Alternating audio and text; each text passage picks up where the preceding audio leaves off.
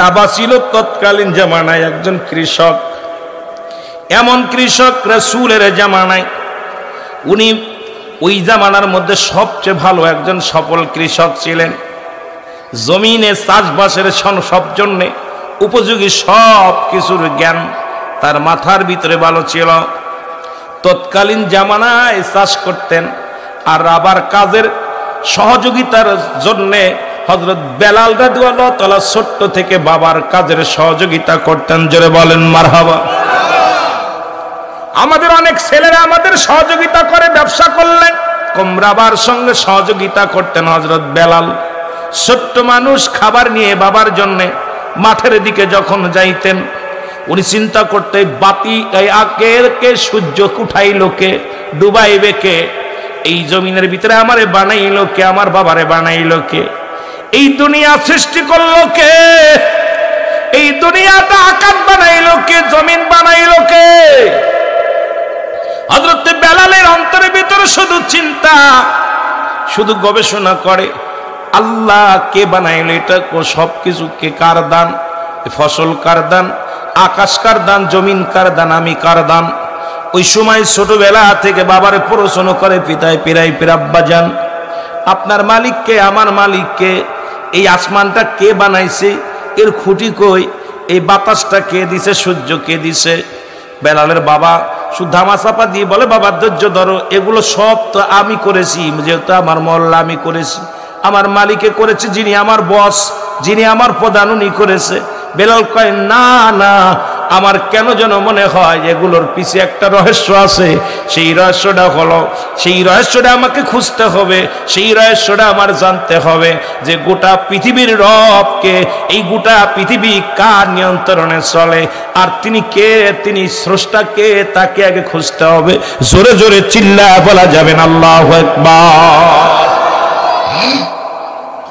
হযরত বেলাল ছোট্ট মানুষ, এখনো হযরত হয় নাই, হযরত শব্দ অর্থ সম্মান, এই জন্যই সম্মান দিয়ে কথা বলতে যেহেতু আশিক রাসূল, এই জন্যই সম্মানের সঙ্গে এখনই বেলালকে ছোট্টবেলা থেকে হযরত বেলাল মুসলমান ঘোষণা নাও, গভীর মনোযোগ। বেলাল গবেষণা শুরু করে দিল, বাবাকে জিগায়, বাবা গো বাবা, তুমি বলো কে এগুলোর মালিক? কেন তোর মালিক আমি, তোর মার মালিক আমি, জমিনের মালিক আমি, সব কিছুর মালিক আমি। কে যেন বেলালকে শেখায় দেয়, বেলাল রে না, এই পৃথিবীর মধ্যে সব কিছুর মালিক আমার আল্লাহ, তিনি স্রষ্টা, তাকে দেখা যায় না, আমরা সৃষ্টি, আমার রব হলো স্রষ্টা। জোরে জোরে চিল্লায় বলা যাবে না মারহাবা। আল্লাহ বলেন আল্লাহুস সামাদ লাম ইয়ালিদ ওয়া লাম ইউলাদ ওয়া লাম ইয়াকুল লাহু কুফুয়ান আহাদ। জোরে জোরে চিল্লায় বলা যাবে না মারহাবা। আল্লাহ বলেন, ডাক দে হাবিব, আমি আল্লাহ এক, আমি আল্লাহ। আল্লাহ কয়জন? জোরে বলেন কয়জন? সেই আল্লাহর গোলামি করতে যা হযরত বেলাল কি বলে, হযরত বেলাল রাদিয়াল্লাহু তাআলা চিৎকার মেরে ডাকতে বলে, বাবা বাবা গো, আমার মন বলে তোমার এই কথার মধ্যে কোন রহস্য আছে। আমার মন বলে বাবা গো, তুমি আমার কাছে কিছু লুকাইতেছো, কারণ আসমান জমিন সব কিছুর মালিক মনে হয় স্রষ্টা। সুবহানাল্লাহ। আরো জোরে বলে। বেলালের বাবা রাবা চিন্তা করে, সন্তান যেভাবে আমাকে পড়াশোনা করা শুরু করেছে, বাবাই ডাকি, বাবাও ডাকি ডাকি, যেভাবে খোটানো শুরু করেছে, না জানি এলাকার মধ্যে উমায়া বড় মস্তান মানুষ, এই রাজ্য থেকে যদি শুনতে পারে আমার ছেলে বিদ্রোহী হয়ে গেছে, আমার গর্দান নিয়ে যাবে। একেতে সংসারটা অভাবে রাটনে চলে, বেলালকে রাখার দরকার নাই, বেলালকে বিক্রি করে দিব, বাজারে উঠাই এলেন। বেলাল কি নিয়ে বাজারে গেলেন বেচার জন্য। তৎকালীন জামানায় দাস দাসী বিক্রি হতো, গোলাম বিক্রি হতো, বাজারে নিয়ে বিক্রি করতো। আপনি যতদিন পর্যন্ত ওই গোলামকে আজাদ করবেন না, ততক্ষণ পর্যন্ত আজাদ হবে না। এমনও আছে মানুষ বছরকে বছর মৃত্যু পর্যন্ত ওই গোলাম হয়ে থাকছে দুনিয়ার মধ্যে। এখন যেরকম আমরা হাট বাজারে কিষান কিনি, কামলা কিনি, 10 দিনের জন্য, 1 মাসের জন্য, 15 দিনের জন্য কামলা নিয়ে আসি। আবার অনেকে 12 মাসে রাখি, 12 মাস থাকলেও তো তার অধিকার আছে। কিন্তু মুসলমান শুনে নাও, হযরত বেলালকে যখন হাটে বাজারে বিক্রি হয়, তৎকালীন জামানায়, জাহিলা জামানায়, ওই জামানার মধ্যে বছরকে বছর আমৃত্যু জীবনের জন্য ক্রয় করা হয়। হযরত বেলালকে আমৃত্যু জীবনের জন্য ক্রয় করে নিয়ে গেলেন উমাইয়া। উমাইয়ার বাড়ি বেলাল চলে গেল, চোখের পানি ছেড়ে বাবা যায় একদিকে, সন্তান যায় একদিকে। বাবা বিদায় দিয়ে দিল, বেলালকে বিদায় দিয়ে দিল। বেলালকে নিয়ে উমাইয়া তার বকরি চড়ানোর দায়িত্ব দিয়ে দিলেন, মেষ চড়ানোর দায়িত্ব দিয়ে দিলেন। বেলাল সারাদিন বকরি চড়ায় আর চিন্তা করে, আমার রব, আমারও তো একজন মালিক, সেই মালিক হলো উমাইয়া। উমাইয়ার মালিককে আমাকে জানার দরকার, এইগুলো আসমানের জমিনের মালিককে আমার জানার দরকার, সবকিছুর মালিককে আমাকে বোঝার দরকার। গবেষণার মধ্যে পড়ে গেলেন। এমন গবেষণার মধ্যে সারাদিন রাত 24টা ঘন্টা গবেষণা করে বেলাল। এমন গবেষণা করা শুরু করলো, কোথায় আমার রবের বাড়ি, কোথায় আমার বাড়ি, কোথায় এই কিছু সব ঠিকানা। কে যেন ডাকতে বলে, বেলাল, এই সব কিছুর মূল হলো আমার রব। লা ইলাহা ইল্লাল্লাহু মুহাম্মাদুর, সুবহানাল্লাহ বলেন না, আর একটু জোরে বলেন। বেলাল চিন্তা করা শেষ, বাদান কথা বলাও শুরু করে দিলেন। বেলাল সবসময় আল্লাহর জিকির করে, কে যেন শোনাতে বলে, বেলাল ইল্লাল্লাহ।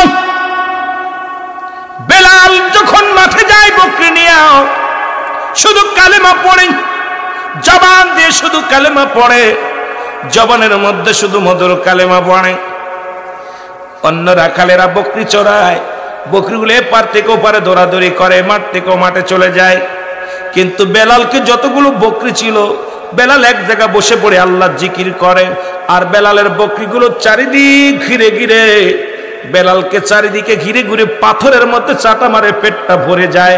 বেলালের বকরির খাবার খাওয়া লাগে না, ওই মরু প্রান্তরে পাথরের মধ্যে চাটা দেয় যখন, বেলালের বকরির পেট ভরে যায়। জোরে জোরে বলো মারহাবা। কি রহমত! রাখালেরা, অন্যান্য যারা সবাই চিন্তা করে, বেলাল কি জাদুকার নাকি? আমরা বকরিগুলো ঠেকায় রাখতে পারি না, এই মরু প্রান্তরে আমাদের বকরিগুলো দৌড়াদৌড়ি করে, তাড়িয়ে আনতে কষ্ট হয়। কিন্তু বেলালের বকরিগুলো কি প্রশিক্ষণ নিছে, বেলালের চারিপাশে ঘুরে ঘুরে খায়। আর বেলাল মাঝখানে বয়া বয়া কি করে, দাস দাসীরা দেখে বেলাল মাঝখানে জিকির করে, ইল্লাল্লাহ ইল্লাল্লাহ ইল্লাল্লাহ। বেলাল দেখে বেলাল মাঝখানে বইয়া জিকির করে আমার আল্লাহ। চিন্তা করে, বকরিগুলো চারিদিকে বয়া বয়া দাঁড়ায়া দাঁড়ায়া পাথরের মধ্যে চাটা দেয়, পেটটি ভরে যায়। খবর দাও উমাইয়ারে, খবর দাও উমাইয়া রে, উমাইয়া তুমি কি রাখাল রেখেছ গো? তোমার অনুগত্য নয় বেলাল। খবর চলে গেল উমাইয়ার কাছে। উমাইয়া বলে, কি বলতে চাও? হুজুর, বেলাল একটা কবিতা মুখস্থ করেছে। বেলাল ওই কবিতাটা যখন পড়ে, বেলালের কবিতাটা শোনার জন্য বকরিগুলো চারিদিকে ঘিরে দাঁড়ায় থাকে। আমাদের মাঠের বকরিগুলো সব বেলালের অন্তর্ভুক্ত হয়ে গেছে। সব বকরিগুলো যখন আশপাশে যত বকরিগুলো আছে, সবাই তো বেলালের দিকে ধাবিত হয়। আমরা যারা রাখালির আছি রে, ওই বকরিগুলো, আমাদের বকরিগুলো সারাদিন ধরে চড়া নিয়ে বেড়ায়, কিন্তু আমাদের বকরিগুলো তাজাও হয় না, পেটটি ভরে খানা পায় না। বেলাল যেন কার গোলামি করে, কার জন্য জিকির করে, এক কবিতা বলে। আর বেলালের বকরিগুলো তরতাজা মোটা তাজা হয়ে গেছে। এই বেলালকে ডেকে শোনেন, সে আপনার অনুগত্য নাই, অন্য প্রভুকে মানে। ডাকা হলো বেলালকে, বেলালকে হাজির করা হলো উমাইয়ের দরবারে। উমাইয়া ডাকতে বলে, বেলাল, বেলাল রে, শুনেছি তুমি নাকি কোন কবিতা আবৃত্তি করো, কোন কবি মুখস্থ করেছো, কোন কবিতা তুমি মুখস্থ করেছো বেলাল? বেলাল ডাকতে বলে, মালিক, ও আমার মালিক, কোন বিপদের মধ্যে তুমি ফেলাইলা? আমি গোলাম, আমার জবান দিয়ে তুমি এত সুন্দর মধুর কালেমা জারি করে দিলা। আজকে আমার মণিপুনি আমার জিগায় আমি নাকি কোন কবিতা পড়েছি গল্ল। এখন আমি কি বলবো বলে দাও আমার আল্লাহ। উমাইয়া ডাক দিয়ে বলে, বেলাল, আমি তোমার কাছে জানতে চাই সেই কবিতাটা কি বলে। সে কবি নাই, সেটা হলো লা ইলাহা, নাই কোন ইলা ইল্লাল্লাহু কাল্লা সারা মুহাম্মাদুর রাসূলুল্লাহ সাল্লাল্লাহু আলাইহি ওয়াসাল্লাম আল্লাহর প্রেরিত রাসূল বা বান্দা হলো রাহমাতুল লিল আলামিন। এটা জানি, অন্য কিছু আমি জানি না। উমাইয়া কয়, বেলাল রে, ও বেলাল, আমি তোমার কাছে জানতে চাই তোমার মালিক কে? বেলাল বলে, আমার মালিক আল্লাহ। মালিক আরো জোরে, আমার মালিক আল্লাহ। উমাইয়া বলে, বেলাল, তোরে খাওয়াই কে? বলে, আমার আল্লাহ। তোরে বাঁচাই কে? কয় আল্লাহ। বেলাল যখন বলতে লাগলেন, সব কিছুর মালিক আমার আল্লাহ।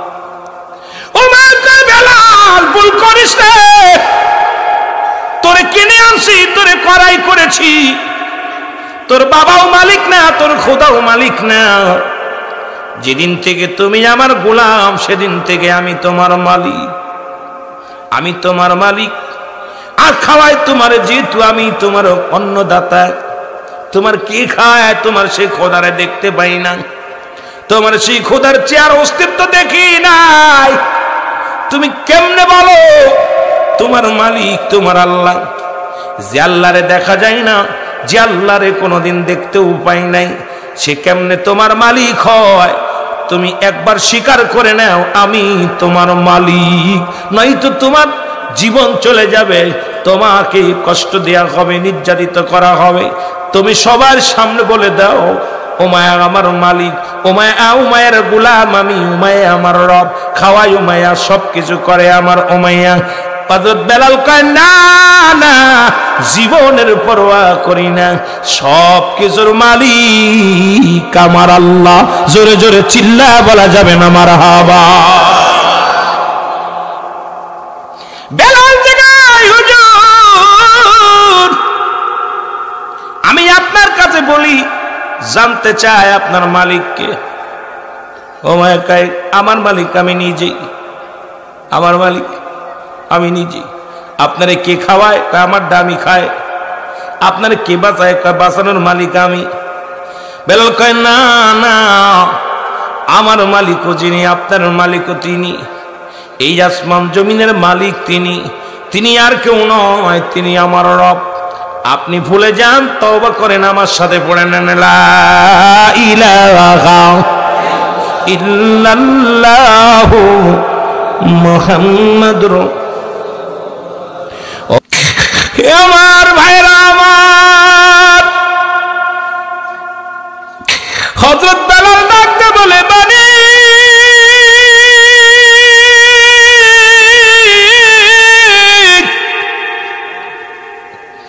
এই পৃথিবীর সব ছাড়তে পারি, আপনারা ছাড়তে পারি না। উমাইয়া আমাকে মরণের ভয় দেখায়, জীবনের হুমকি দেয়। ও মালিক, আমি পরোয়া করি না, আপনার পাগল হয়ে গেছি আমি গো আল্লাহ। আল্লাহ, এই দুনিয়ার মধ্যে আমি আপনাকে চাই, আপনার হাবিবকে চাই। আমার নবী পায় কই রে, আমার মৌলারে পায় কই? এই দুনিয়ার সব ছেড়ে দিতে পারি, আমার মৌলারে ছাড়তে পারব না। উমাইয়া কয়, তোর মৌলাই যদি খাওয়ায়, আজ থেকে তোর খানা বন্ধ। খানা বন্ধ, তোর খানা হবে না। বেলালকে খানা বন্ধ করে দিলেন। সপ্তাহ চলে যায়, বেলাল একটু খানা খায় না। সারাদিন উত্তপ্ত রোদের ভিতরে শ্রম দেয়, বকরিগুলো চড়ায়, আর আমার মাওলার জিকির করে, আল্লাহ আল্লাহর জিকির করে, আল্লাহ আল্লাহ, ওই কালেমার মালা পড়তে থাকে হযরত বেলাল। খবর আসলো, মাইয়া রে, খানা যাবে বন্ধ করে দিছ, কিন্তু তার জবান থেকে ওই কালেমা সরাতে পারো নাই। তুমি কেমন মালিক গো? সবার তোমার অন্তর্গত আমরা। তোমারে মালিক হিসেবে মানি, তোমাকে খোদা বলে মানি, কিন্তু একমাত্র বেলাল তোমার বিদ্রোহী করে, তোমার অনুগত্য নেই। বেলালকে ডাকা হলো। বেলালকে চাবুকের আঘাত করার হুকুম দেয়া হলো। উমাইয়া ডাকতে বলে,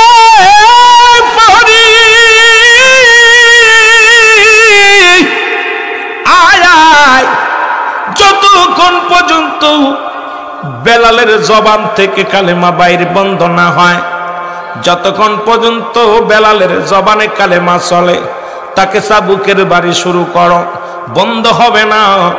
বেলালকে চাবুকের মারে, আর বেলালের চাবুকের সঙ্গে গায়ের গোস্তগুলো উঠে উঠে চলে আসে। বেলাল কান্দে আর বলে আহত বলে চিৎকার মারে, আর উমাইয়ার দোসরেরা হযরত বেলালের গায়ে আঘাত চালায়, জোরে জোরে চিল্লায় বলো আল্লাহু আকবার। এই কালেমার মালাটা পড়ছি আমি, যত পার যন্ত্রণা দাও গো তুমি, বলো যত পার। আরো জোরে বলেন, কালেমার মালাটা পড়ছি আমি, যত পার যন্ত্রণা দাও গো তুমি, বলো যত পার। এই মানি না হার যে মানি না হার যে মানি না, হায়াত মউতের মালিক তুমি, কালেমার মালাটা পড়ছি আমি, যত পার যন্ত্রণা দাও গো তুমি। এত আঘাত করতে থাকে বেলালকে, যেমন দেখেছিলাম আফগানের ভিতরে 500 কোরআনের পাখিগুলোকে বন্দুক তাক করে বলেছিল তোরা কোরআন ছেড়ে দে। হাফেজ সাহেবরা বলেছিল কোরআন ছাড়লে ঈমান চলে যাবে, আর জীবন ছাড়লে আল্লাহর জান্নাত পাওয়া যাবে। জোরে বলেন আল্লাহু আকবার। ছোট মাসুম বাচ্চাগুলো কোরআন শরীফ বুকের মধ্যে ধরে বলেছিল, দুশ্মনের আসর, কোরআনটা ছেড়ে দিতে বলিস, কোরআন যদি ছেড়ে দিই ঈমান চলে যাবে। কোরআন ছাড়া মানে ঈমান ছেড়ে দিও, আর ঈমান ছাড়লে জাহান্নাম। আর জীবন যদি ছেড়ে দিই, জীবনের মায়া যদি ছেড়ে যায়, ওপারে পাবো আল্লাহর জান্নাত। আমরা জীবন দিতে রাজি, কোরআন দিতে রাজি নয়। 500 কোরআনের পাখিগুলো গ্রাস ফায়ার করা হলো, পাখির মতো মেরে ফেলে দেয়া হলো। প্রতিটা কোরআনের পাখির মধ্যে কোরআন শরীফটা হাতের মধ্যে ছিল, জীবনটা দিয়ে গেছে হাসি মুখে, কিন্তু মুসলমান ঈমানটা ছাড়ে নাই। তদ্রূপ আমরা জীবন দিতে রাজি আছি, আমরা কালেমা ছাড়তে রাজি নয়। জোরে বলেন ঠিক কিনা? উমাইয়া যন্ত্রণা তাই বেলাল শুধু কান্দে, আহাত আহাত আহাত। আমার আল্লাহ এত যন্ত্রণা দিতে লাগলো, চাবুকের বাড়ি সকাল থেকে সন্ধ্যা পর্যন্ত তার উপরে উলাদ চালানো হলো, প্রচন্ড কষ্ট দেয়া হলো। বেলাল মৃত্যু হলো না।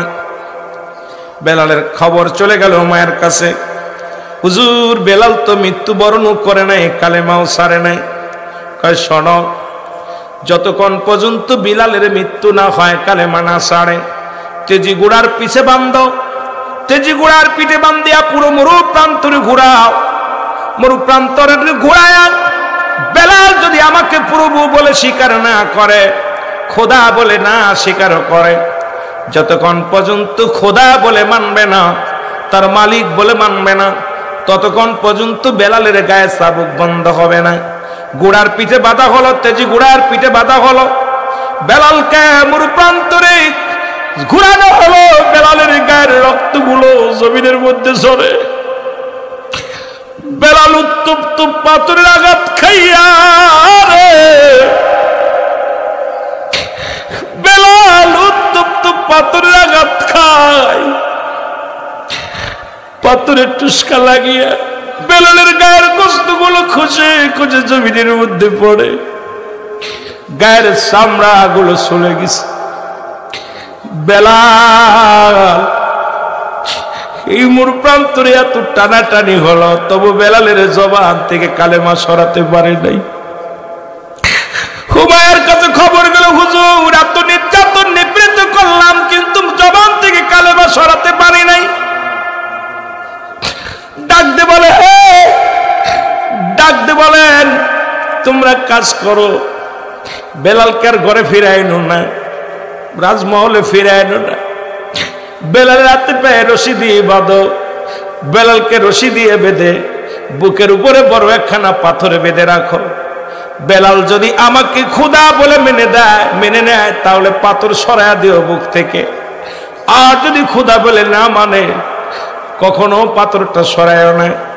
হাত পায়ের মধ্যে শিকল দিয়ে বাঁধা হলো।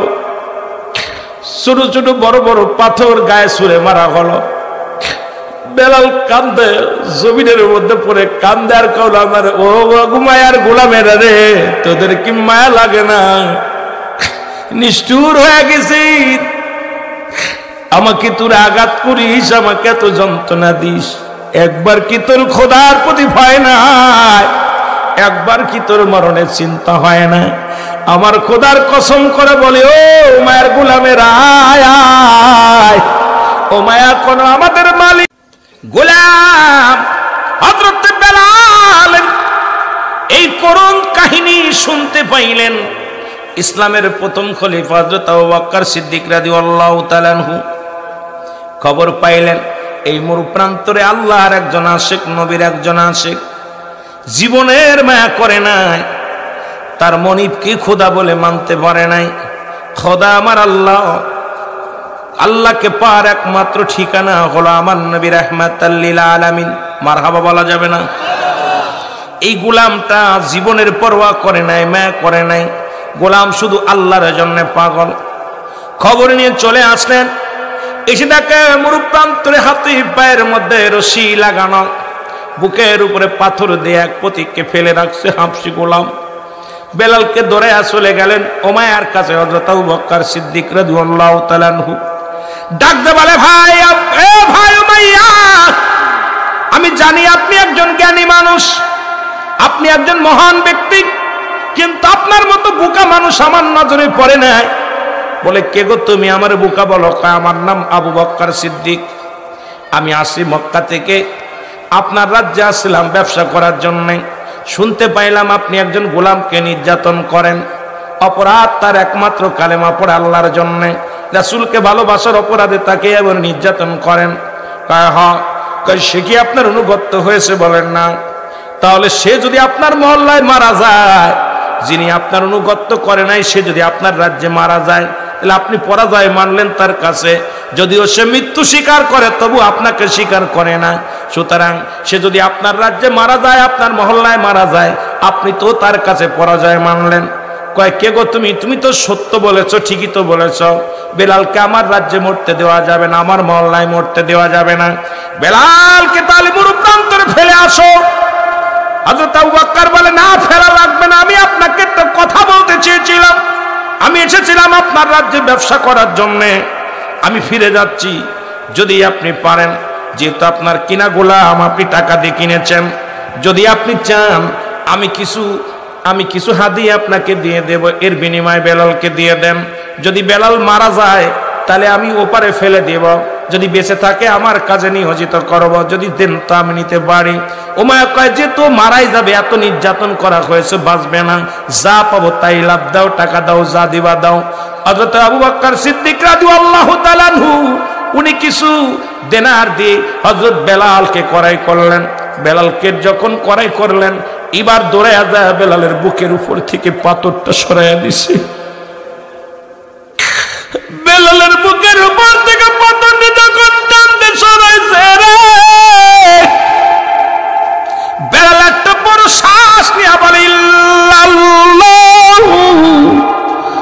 মুহাম্মাদুর রাসূলুল্লাহ। জোরে জোরে চিল্লায়া বলা যাবে না মারহাবা। আমার ভাইরা বেলাল রাতে পায়ের রশিগুলো খুলে দিলেন, খুলে দিয়ে বেলালকে বুকের সাথে টানতে দিয়ে বকর ডাকতে কয়, বেলাল রে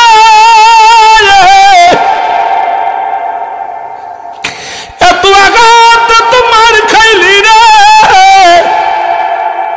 তোর মারতে মারতে তোর পিঠের চামড়া গুলো নাই, তোর দেহের মধ্য থেকে শুধু কলতানি জোরে রক্ত ঝরে রে বেলাল। বেলাল রে তোর গায়ের মধ্যে রক্ত পর্যন্ত নাই, এত আঘাত খায় রে বিলাল, তুই আমার মাওলারে বলিস নাই, আমার নবীরে বলিস না। বেলাল রে নবী দেখতে চাস কিনি রে বেলাল? বেলাল বলে কে গো তুমি? আমি তোমার চিনি না, আমি একটিবার যদি আমার নবীরে দেখতে পাইতাম রে জীবনের সমস্ত দুঃখ ভুলে যেতাম। জোরে জোরে চিল্লায়া বলেন মারহাবা। তুমি একটিবার লয়া যাও গো মদিনায়, আমার একটিবার লয়া যাও গো, আমি বলবো খুলে মনের দুঃখ, আমি বলবো খুলে মনের ব্যথা পাবো মনে সান্ত্বনা, লয়া যাও মদিনা। বলেন তুমি একটিবার লয়া যাও গো মদিনা, বলেন লয়া যাও গো নবী গো। আপনি রাহমাতাল লিল আলামিন, আল্লাহ রাব্বুল আলামিন, রহমতের নবী গো। সমস্ত দুঃখ বলবো আপনার কাছে, জোরে বলেন মারহাবা। আর একটু জোরে বলেন মারহাবা। এরে মুসলমান, হযরত বেলালকে বুকের মধ্যে লইয়া রে রওনা হয়ে গেলেন হযরত আবু বকর সিদ্দিক। হযরত আবু বকর সিদ্দিক রাদিয়াল্লাহু তাআলা আনহু নিয়ে যাই বেলালকে বুকের মধ্যে টান দিয়া খাদে করে নিয়ে যায়।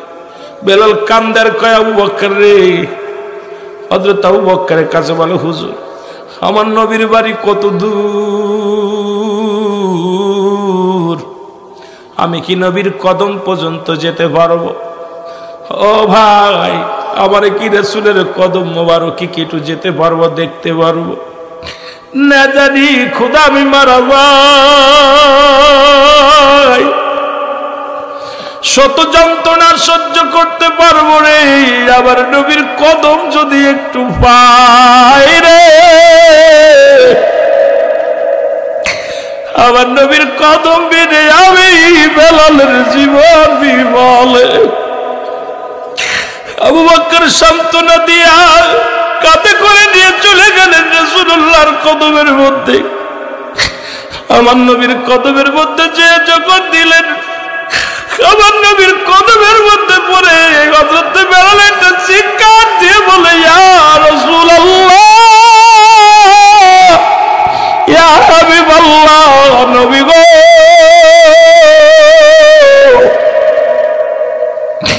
আমার এখন মরণের চিন্তা নাই, জীবনে আর কিচ্ছু চাই না, এই কদমের আশায় আমি জীবনে কত না যন্ত্রণা পাইলাম, নবী গো এই কদমের আশায় আমি বেলালের গায়ে রক্ত ঝরাইলাম, নবী গো আপনার এই কদমের আশায় আমি বেলাল কত নির্যাতিত হইলাম, জীবনে কোনো কষ্ট আমার অন্তরের ভিতরে লাগে নাই রে, আপনার কদম পাইয়া আমি বেলালের জীবন ধন্য। জোরে জোরে চিল্লা বলা যাবে না মারহাবা। নবী ডাকতে বলে, বেলাল আয়ের বেলাল আমার কদমের মধ্যে আয়। নবীজি বুকের সঙ্গে টান দিয়ে নিলেন বেলালকে, টান দিন বেলালকে বলে, বেলাল রে পড়ো লা ইলাহা ইল্লাল্লাহু মুহাম্মাদুর রাসূলুল্লাহ। জোরে জোরে চিল্লায়া বলেন সাল্লাল্লাহু আলাইহি ওয়াসাল্লাম। জোরে জোরে বলেন আল্লাহু আকবার। এ মুসলমান গভীর মনোযোগ। আমার নবীর হাতের ছোঁয়ায় নবীজি বেলালকে বুকে টান দিনি বলি, সাহাবীদের বেলালকে নিয়ে যাও, ওকে সেবা করো, খাবার দাও। বেলাল বলে, হুজুর কিচ্ছু লাগবে না, আমি কিচ্ছু চাই না, আপনার কদম মোবারক। নবী আপনাকে ভালোবেসে জীবনের মায়া ত্যাগ করে দিয়েছিলাম, আপনার কদম পাইয়া জীবনের সব দুঃখ ভুলে গেছি। ইয়া রাসূলুল্লাহ, ইয়া হাবিবাল্লাহ, নবী গো আপনার কদমের মধ্যে যতক্ষণ পর্যন্ত বেঁচে থাকে একটু জায়গা দিবেন নি। নবী গো এই কদমের আশায় কত যন্ত্রণা সহ্য করল, আমি যতক্ষণ পর্যন্ত বেঁচে থাকবো, যে কয়টা দিন আপনার কদমে একটু জায়গা পাবো। আমার নবী ডাকতে বলে,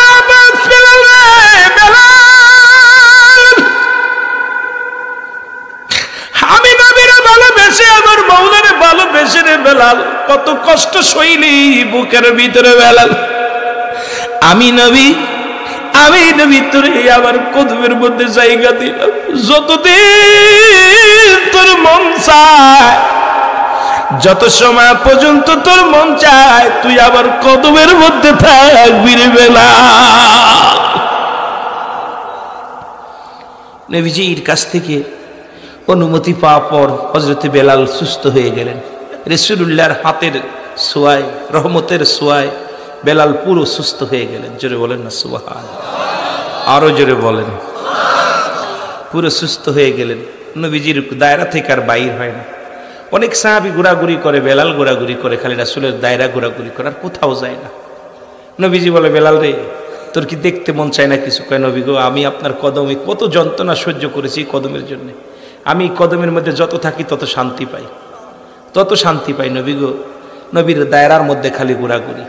হঠাৎ করে হুতবা সাইবা আবু জেহেল আবু সুফিয়ান হঠাৎ করে একদিন আসলেন, এসে দেখে রাসূলুল্লাহর পাশে বেলাল বসে রয়েছে, যেরকম আমার আজকে ভাইজান বসে আছেন, আজকে আরেক ভাই বোঝেন বসে আছে, এরকম অনেক জ্ঞানী মানুষগুলো বসে আছে। রাসূলের পাশে বেলালকে দেখা হুতবা সাইবা আবু জেহেল আবু সুফিয়ান রাগান্বিত হয়ে গেছে। হে মুহাম্মদ সাল্লাল্লাহু আলাইহি ওয়াসাল্লাম, আপনি কেমন নবী? আপনি বলে নবী? বলে হ্যাঁ। আপনি আল্লাহর পয়গম্বর, আপনার কাছে বড় আশা নিয়ে আসলাম, আপনি নেতা, কিন্তু আপনার পাশে বেলালের মতো মানুষ যদি আপনার পাশে বসে থাকে, সেই দরবারে, যে দরবারে মালিক এবং মনিবের ভিতরে কোনো পার্থক্য নাই, গোলামের ভিতরে কোনো পার্থক্য নাই, সে আবার কেমনে মালিক হয়? আমরা এত বড় নেতা, আপনাদের পাশে যদি বেলাল বসে আমাদের ইজ্জত থাকে? দেখেন কত অহংকার। বেলাল যদি আপনার আসছিলাম আপনার কাছে কালেমা পড়তে, আপনার কাছে কিছু জানতে চেয়েছিলাম, কিন্তু আপনার কদমের মধ্যে দেখি বেলাল, এই কদমে আমরা আইতাম না। নবী বলে, বেলাল? জি হুজুর। ওরা আসছে আমার কাছে কিছু জানতে, তুমি একটা দিন, তোমরা আগামীকাল আসো, আমার বেলাল আগামীকাল আসবে না। সুবহানাল্লাহ বলেন না। বলে আগামীকাল আপনি আসবেন, বেলাল থাকবেন। আমার নবী বলে, বেলাল তুমি একটু আমার কদম থেকে একটু দূরে যাও।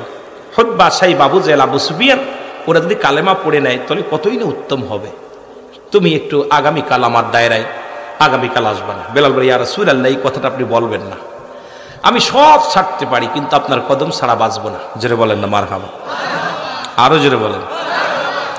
নবী ডাকতে বলে, বেলাল, বেলাল রে, শুধু তুই একটা দিনের জন্য, তোরা তো আমি প্রতিদিন নয়, শুধু একটা দিনের জন্য আমার কদমের মধ্যে আসবি না। হুতবা সাইবা আবু জেহেল আবু সুফিয়ান যদি কালেমা পড়ে না রে বেলাল, কতই না উত্তম হবে, কতই না ভালো হবে রে বেলাল। বেলাল বলে, ইয়া রাসূলুল্লাহ, ইয়া হাবিবাল্লাহ, ও মায়ার গোলামেরা যত যন্ত্রণা দিয়েছিল আমাকে, যত চাবুকের আঘাত করেছিল নবী গো, এই আঘাত আমার বুকের মধ্যে লাগে নাই, শুধু গায়ের মধ্যে লেগেছে। আর আপনি যখন বলেছেন আগামীকাল আসবি না, ওই আঘাতটা আমার বুকের মধ্যে যে লাগছে, কত ভালোবাসে নবী গো। ওই উমাইয়া যখন তার সেলাফেলা দিয়া সঙ্গ দিয়া আমাকে মেরেছিল, তখন আমি নবী গায়ে ব্যথা পেয়েছিলাম, শুধু গায়ের মধ্যে ব্যথা পেয়েছিলাম। আপনি যখন বলছেন আগামীকাল আসবি না, আমার হৃদয়ের মধ্যে লাগছে, বুকের মধ্যে যে লাগছে। নবী গো, পৃথিবীর সব ছাড়তে পারি গো, ধন দৌলত ছাড়তে পারি, এমনকি জীবনের মায়া ছাড়তে পারি গো নবী, আপনার কদম ছাড়া আমি গোলাম একটা মিনিট বাঁচতে পারবো না। আপনার কাছে একটা দাবি নবী গো, আমাকে আপনার কদম থেকে আমাকে সরতে বলেন না। আপনার কদম ছাড়া আমি একটা সেকেন্ড বাঁচবো না, মারা যাব। জোরে জোরে চিল্লায় বলা যাবেন আল্লাহু আকবার। এর প্রেম করিয়া বুইল না জীবনে রাইখো মনে, আর প্রেম করিয়া বুইল না জীবনে তোমরা প্রেম করিয়া। কইতে পারেন না? এর প্রেম করিয়া বুইল না জীবনে রাইখো মনে, প্রেম করিয়া বুইল।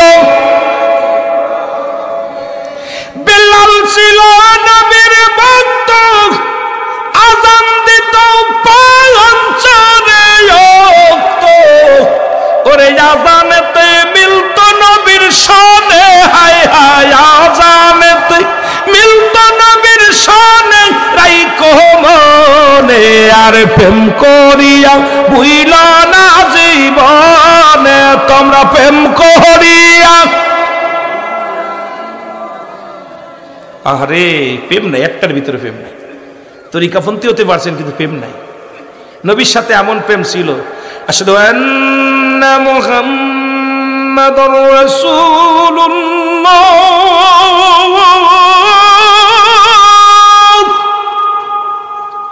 চিৎকার দিয়েছে, বিলাল সহ্য করতে পারেনি।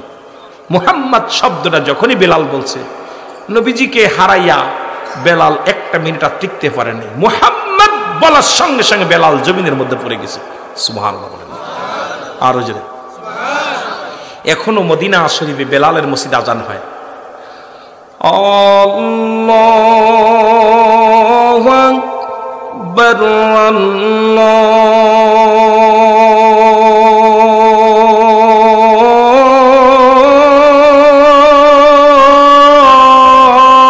আল্লাহু আকবার, আশহাদু আল্লা ইলাহা ইল্লাল্লাহ,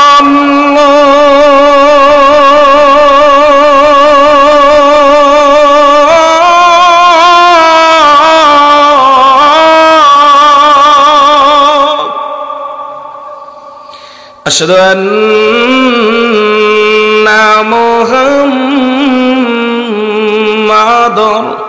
রাসূলুল্লাহ।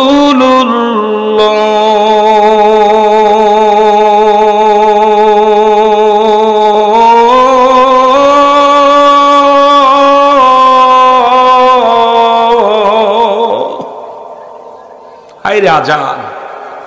এখনো মক্কা মদিনায় বেলালের মসজিদে আজান যেটা এনায়েতপুরে শোনা যায়, আটপাশে শোনা যায় এই আজান। আর আমরা তো ডিজিটাল আজান, লোক ওই গেল কি না আজান। আজানে মানুষকে পাগল করে। এনায়েতপুর যখন আজান দেয়, আটপাশে যখন আজান দেয়, কেন যেন মানুষ পাগল হয়ে যায়। মজ্জিন কিরে কোথায় আজান সুর শোনে, যেন সুর থেকে মদিনা থেকে উঠছে। জোরে বলেন ঠিক কিনা? আজানের সুর যেন আকাশ থেকে নামতেছে জমিনের মধ্যে রহমত। সুবহানাল্লাহ বলেন। আল্লাহর নবী ডাকতে বলে, বেলাল, বেলাল শুধু একটা দিনের জন্য আসবি না। বেলাল বলে, নবী গো, দুনিয়ার সব ছেড়ে দিতে পারি, আপনার কদম ছাড়তে পারি না। নবী বলেন, বেলাল রে, একটা দিনের জন্য আসবি না। বেলাল কাঁদতে কাঁদতে যায়, আল্লাহ, হায়াত যদি মানুষের হাতে থাকতো আমারে কেউ হায়াত দিত না। হায়াত হায়াত যদি মানুষের হাতে থাকতো গো, আমি নিগ্রহ হাফসি গোলাম আল্লাহ, আমারে কেউ হায়াত দিত না। ঈমান যদি মানুষের হাতে থাকতো গো আমার আল্লাহ, কোন মানুষ আমার ঈমান দিত না। আল্লাহ গো, হায়াত আর ঈমান যদি মানুষের হাতে থাকতো আমার মতো হাফসি গোলামরা দিত না। যদি বড় লোকদের কাছে হায়াত থাকতো, আপনাদের গ্রামে এই যে এলাকার মধ্যে বড় বড় প্রভাবশালী ব্যবসায়ী আছে, শিল্পপতি আছে, সব হায়াত গরিব মানুষের হায়াত কিনে বাস্তা ভরে গুদম ভরে তুলে দিত। জোর বলেন ঠিক কিনা? হায়াত কার হাতে? কত বড় লোক বাড়ি ঘর বানাইছে, কলকারখানা বানাইছে, খায়া যেতে পারে না। জোর বলেন ঠিক কিনা? আল্লাহর হাতে। বেলালও আফসোস করে বলতেছে, আল্লাহ, হায়াত যদি মানুষের হাতে থাকতো আমাকে কেউ হায়াত দিত না। যে মায়ের খাইছি, যে নির্যাতিত হয়েছি, ওই সময় মারা যেতাম। খালি হায়াতটা আপনার হাতে আছে বলে আমি বেঁচে আছি, আর ইমানটাও আপনার হাতে আছে, এই জন্য আমি বেঁচে আছি। না হলে আমাকে ইমান হারা কেউ দিত না। এই বেলাল আমার ঢুকতে দিত না। গরিব মানুষ এখানে যদি একজন ফকির বিক্রি করে, তারা আপনার ঢুকতে দিবেন না, কাছে ভিড়তে দিবেন না। এই জন্য বলতেছে, আমি তো গরিব মানুষ, হাফসি গোলাম, আমার তো কেউ ইমান দিত না। চোখের পানি ছেড়ে ছেড়ে কানতে কানতে রওনা হয়ে গেছে। আমার আল্লাহ ডাকতে বলেন, হাবিব,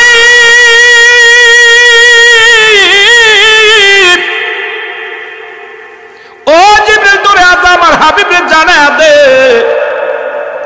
আমার খুতবা লাগবে না, সাইবা লাগবে না, আবু সুফিয়ান আবু লাহাব লাগবে না। এরে আমি মাওলা আমার বেলালের চোখের পানি সইতে পারি না। জোরে বলা যাবে না? আমার আর একটু জোরে। আমি বেলালের চোখের পানি সইতে পারি না। তাড়াতাড়ি যাও, আমার হাবিবকে বলো আমার বেলালকে এই জন্য ডাক দেব কি টেনে নেয়। জোরে জোরে বলেন মারহাবা। আশিকের চোখের পানির বড় দাম। আল্লাহ বলতেছেন, জিবরিল দৌড়ে যাও, দৌড়ে যাও, আমার হাবিবকে জানিয়ে দাও, আমার হাবিব যেন আমার হুতবা সাইব আবু জেহেল আবু সুফিয়ান কারুর লাগবে না, আমার লাগবে বেলাল রে। বেলালের চোখের পানি আমি সইতে পারতেছি না। বেলাল কানতে কানতে চলে যাচ্ছে, আমি সইতে পারতে, ডাক দাও। আমার নবী পিছন থেকে ডাক দিয়েছে, বেলাল। নবীজি ডাক শুই না, বেলালের কান্না আরো বেড়ে গেছে। বাবারা, যদি কোনো সন্তানকে বাবাই মারে, বাবাই গালিগালাজ করে, আবার যদি বাবা ডাক দে আব্দুর রহমান, সন্তানের কান অভিমান বেড়ে যায়। জোরে বলেন ঠিক কিনা? অভিমান বেড়ে যায়। এইমাত্র আব্বা গালিগালাজ করলে আবার আব্বা ডাকতেছে। শিক্ষক মারা পর যদি বলে বাজান, ওই ছাত্রের কারো দ্বিগুণ কান্না বেড়ে যায়। উস্তাদ কেবল মারলো, আবার বাবা করে ডাক দিছে। নবীজি তো বিদায়, নবীজির কদম থেকে আবার নবী ডাক দিছে বেলাল। বেলাল কাঁদতেছে আর হাও মাও করে কাঁদতেছে। নবীজি বলতেছে, বেলাল রে, আমার কদম থেকে তোর যাওয়া লাগবে না। আমি নবী আজ থেকে তোরে চিরস্থায়ী করে দিলাম। যতদিন তোর মন চায় আমি নবীর দায়রার মধ্যে তোরে জায়গা করে দিলাম। জোরে বলেন সুবহান। আরো জোরে বলেন। বেলালের জায়গা হয়ে গেল রাসূলুল্লাহর কদমের মধ্যে। জোরে বলেন মারহাবা। আর একটু জোরে বলেন মারহাবা। সুতরাং 12টা বেজে গেছে, আমিও বিদায় লগ্ন। এই জন্য আমি বেলালকে রাসূলের কদমের মধ্যে চিরস্থায়ী জায়গা হয়েছে। এ দুনিয়ার মুসলমান গভীর মনোযোগ,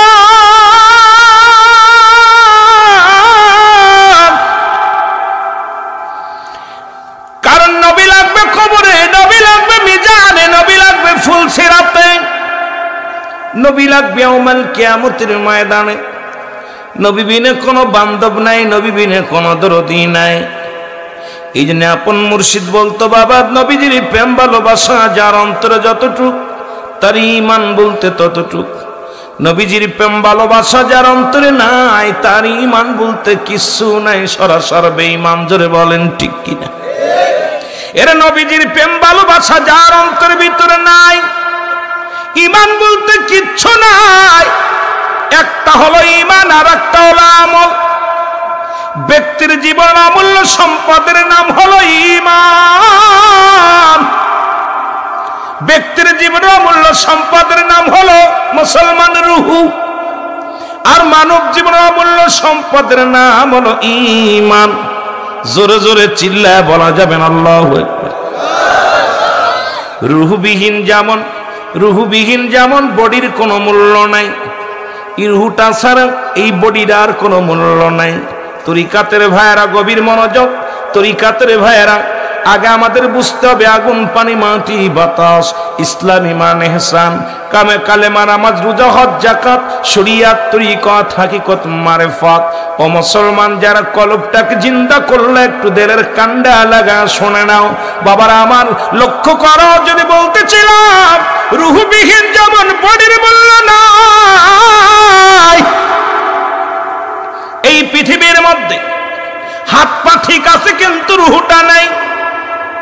যে ওফাত দিবস, আমার ওই মুর্শিদ কিবলার দুনিয়ার মধ্যে থেকে পাখিটা যখন উড়ে গেছে, এই বডিটার সঙ্গে সঙ্গে বিদায়ের জন্য প্রস্তুতি নিছে। এ মুসলমান শুনে নাও, এই জন্য ব্যক্তির জীবনের অমূল্য সম্পদের নাম হলো রুহু। রুহুবিহীন বডির কোনো মূল্য নাই। দেখতে শুনতে ভালো, আর রুহুটা নাই, বডির আর কোনো মূল্য নাই। আবার হাত নাই, পা নাই, রুহু আছে, বডির আর দাম আছে।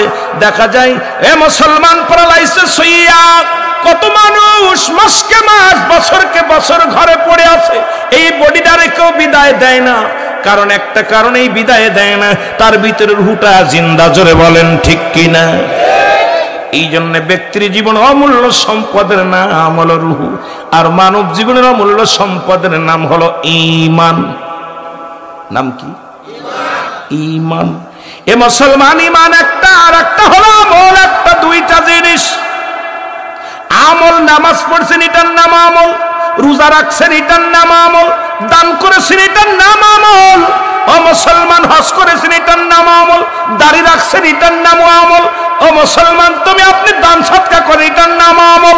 ঈমানের দরকার। আপন পীর বলে বাবা ঈমান হলো, খাজা এনায়েতপুর বলে বাবা ঈমান হলো। ঈমান হলো নবী মুহাম্মদুর রাসূলুল্লাহ। জোরে জোরে চিল্লায় বলেন সাল্লাল্লাহু। কালেমা পড়েন লা ইলাহা ইল্লাল্লাহু মুহাম্মাদুর রাসূলুল্লাহ। জোরে জোরে চিল্লায় বলেন সাল্লাল্লাহু আলাইহি ওয়াসাল্লাম। লা ইলাহা, নাই কোন ইলাহ, ইল্লাল্লাহু, এক আল্লাহ ছাড়া। কি? আল্লাহ ছাড়া। মুহাম্মাদুর রাসূলুল্লাহ সাল্লাল্লাহু, আল্লাহ প্রেরিত রাসূল হলো হযরত মুহাম্মদুর রাসূলুল্লাহ সাল্লাল্লাহু আলাইহি ওয়াসাল্লাম। জোরে জোরে চিল্লায় বলা যাবে না মারহাবা? আল্লাহ থাকে মুমিনের কলবের মধ্যে। জোরে বলেন ঠিক কিনা? এর মুমিনের কলবে এখন এই কলব, তার বাড়ি কই, কোন জায়গা আল্লাহর বাড়ি, এগুলো চিনতে হলে তাসাউফ জানতে হবে। শরীয়তের মৌলবীর পাঁচ ঘুরে লাভ নাই। ওই ডিগ্রি নিয়ে, শরীয়ত নিয়ে সারা জিন্দেগি বইরা তাফসীর করে, বড় বড় ডিগ্রি পড়ায়, বড় বড় কিতাব পড়ায়, বুখারী পড়ায়, মিশকাত পড়ায়, তিরমিজি পড়ায়। এই শুধু পড়ার মধ্যে আছে, এই জ্ঞানের মধ্যে নাই।